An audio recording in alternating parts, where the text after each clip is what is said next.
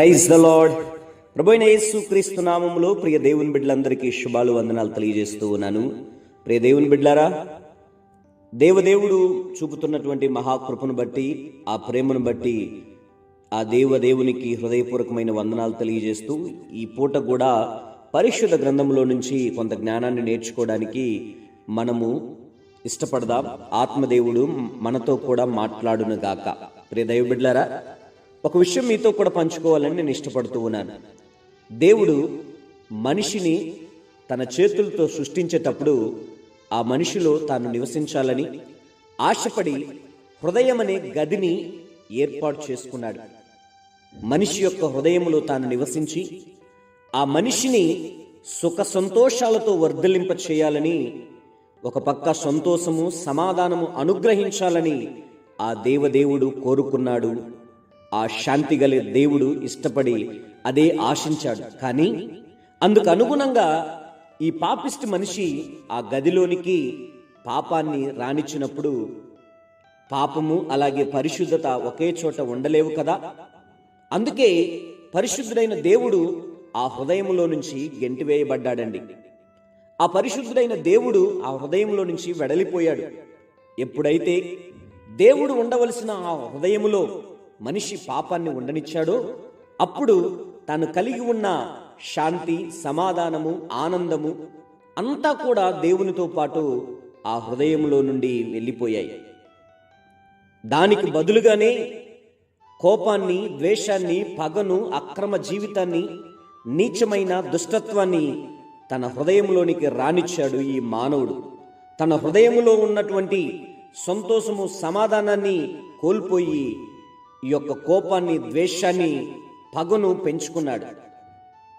అయితే ఇదంతా గమనించినటువంటి ఆ కరుణ కలిగిన గొప్ప దేవుడు, అయ్యో, నేను ఉండవలసినటువంటి ఆ హృదయములో ఆ మనిషి, పాపిష్టి మనిషి చీకటి చేర్చుకున్నాడే, పాపిష్టి క్రియల చేత నింపుకొని నెమ్మది, సమాధానం లేక అల్లాడిపోతున్నాడే, ఏమైనా సరే మరలా నేను ఆ హృదయములో చేరి అశాంతితో, అసమాధానముతో అల్లాడిపోతున్న మనిషిని మంచి మనిషిగా చేయాలి అని తలంచి ఆ ప్రేమ కలిగిన దేవుడు తన యొక్క రాజ్యాన్ని, ఒక పక్క రాజ్యాన్ని, తన సింహాసనాన్ని విడిచి భూలోకానికి వచ్చి పాపిష్టి మనిషి చేసిన పాపాల నిమిత్తము సంపూర్ణముగా వెల చెల్లించి తాను సిలువపై మరణించి సమాధి చేయబడి తిరిగి లేచి ఆ తరువాత ప్రతి హృదయము బయట నిలబడి, అయ్యా, నీ హృదయపు తలుపు తెరువు, నీ హృదయంలోనికి నేను వస్తా, నీ హృదయంలో ఉన్నటువంటి చీకటి, అశాంతి, అసంతృప్తి,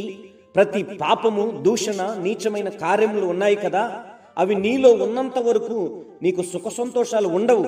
కాబట్టి నీ హృదయములో పాపం ఉన్నంత వరకు నెమ్మది, సమాధానం ఉండవు. దయచేసి అయ్యా, ఆ హృదయము నాదయ్యా, ఆ హృదయంలోనికి నన్ను ఆహ్వానించు. నేను నీ హృదయంలో ఉంటేనే నీకు సంతోషం, నేను నీ హృదయంలో ఉంటేనే నీకు ఆనందం, నీ జీవితానికి ఒక విలువ, నీ బ్రతుకు బాగుపడుతుంది అని చెప్పి హృదయపు తలుపు నా ప్రభు ప్రతి నిత్యము తడుతూ ఉన్నాడు. ఈ మాటలు వింటున్నటువంటి ప్రియ దైవ బిడ్డలారా, నీ హృదయము బయట ఉండి నా ప్రభు నీ హృదయపు గదిని తడుతూ ఉన్నాడు. ఎందుకో తెలుసా? నీకు సమాధానం ఇవ్వడానికి. ఎందుకో తెలుసా? నీకు నెమ్మది ఇవ్వడానికి. ఎందుకో తెలుసా? నీకు సుఖ సంతోషములు దేవుడు అనుగ్రహించాలని నా ప్రభు ఇష్టపడుతూ ఉన్నాడు.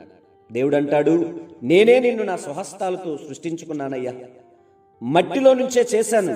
నీ శరీరం మట్టికే చేరుతుంది, కానీ నీ ఆత్మ నా దగ్గరికి చేరాలి. ఆ ఆత్మ నా దగ్గరకు చేరక మునుపు అది అపవిత్రంగా ఉండడానికి వీల్లేదయ్యా. దానిని పవిత్రపరచడానికి నేను ఇదిగో ఆ దివిని వీడి ఈ భూలోకానికి వచ్చానయ్యా. ఒక్కసారి నీ హృదయంలోనికి ఒక్కసారి అడుగు పెట్టనిస్తావా? నీ జీవితాన్ని వెలుగుమయము నేను చేస్తాను, శాంతి సమాధానములతో నింపుతాను అని ప్రేమతో వేడుకుంటున్నటువంటి ఆ యేసయ్యకు ఒక్క అవకాశము మనం ఇవ్వగలిగితే, ఇదిగో దేవుని మాటలు వింటున్నటువంటి దైవ బిడ్డలారా, ఒక్క అవకాశము నీవు నేను ఇవ్వగలిగితే ఎంత బావుండు. ఆ దేవుడు హృదయాన్ని తెరచి ఆయన్ను ఆహ్వానిస్తే ఎంత అద్భుతంగా ఉంటుందండి. నేడు క్రీస్తు నీ హృదయ అనే గదిలో ఉన్నాడా? నీ హృదయం అనే గదిలో ప్రభువు ఉన్నాడా? ఉంటే దేవునికి స్తోత్రం. అయితే లేకపోతే మాత్రం జర జాగ్రత్త, జర భద్రం, నరకం కాచుకుని ఉంది. పరిశుద్ధ గ్రంథంలో రాయబడి ఉంది. ప్రసంగి గ్రంథం 12వ అధ్యాయం 1-2 వచనాల్లో ఇలాగూ రాయబడి ఉంది. దుర్దినములు రాకముందే ఇప్పుడు వీటి యందు నాకు సంతోషం లేదని నువ్వు చెప్పు. సంవత్సరములు రాకముందే, తేజస్సునకును సూర్యచంద్ర నక్షత్రములు చీకటి కమ్మకముందే, వాన వెలిసిన తర్వాత మేఘములు మరలా రాకముందే, నీ బాల్య దినమందే ఇప్పుడే నీ సృష్టికర్తను స్మరణ తెచ్చుకొనమని ప్రభు వాక్యం తేట తెలివిగా తెలియచేస్తుంది. కాబట్టి ప్రభు వాక్యం తేట తెలివిగా తెలియజేస్తుంది.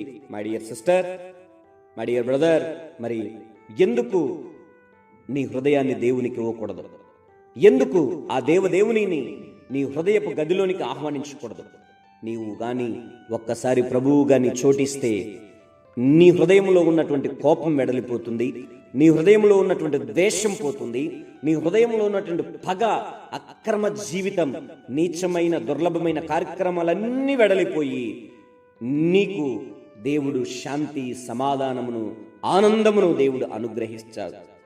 ఆనందమును దేవుడు నీకు అనుగ్రహించడానికి ఆయన నీ హృదయంలోనికి వస్తానంటున్నాడు. మరి నీ హృదయపు గది తెరచి ఒక్కసారి ప్రభువును ఆహ్వానించగలవా?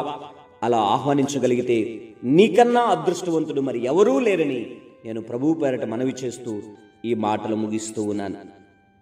దేవునికి మహిమ కలుగునగాక. దేవుడు ఈ మాటలు ఆశీర్వదించునుగాక. ఆమేన్, ఆమేన్. Praise the lord.